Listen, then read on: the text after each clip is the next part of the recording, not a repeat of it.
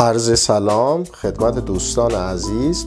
تکنیکی که امروز بهتون یاد میدم یک نوع حصار شخصیه.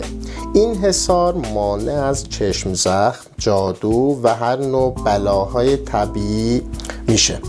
از شبت خدمتتون که نمیخوام وارد جزئیات بشم و طول ویدیو زیاد بشه، شروع کنیم به نوشتنش. قبل نوشتن اینو بهتون بگم که این طلسم نه سنگینی داره نه طلسم یهودی، هیچی نیست، همشون قرآنیه و هیچ سنگینی واسه افراد خونه نداره. شروع کنیم. به نام خدا.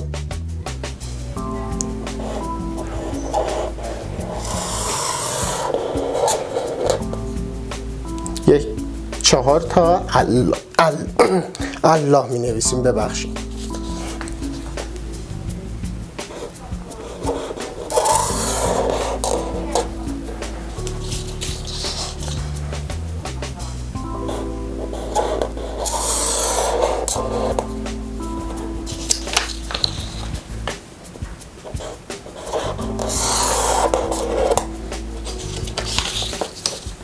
وسط این جدول اسم شخص و اسم مادرش رو می نویسیم. بر فرض مثال محمد زاده زهرا.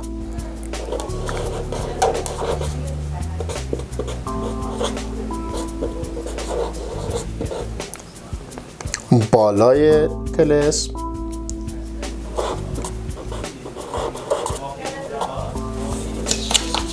سمت چپش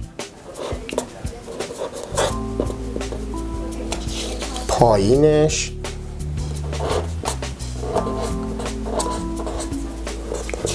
و سمت راستش اسم اعظم یا وهاب رو می نویسیم.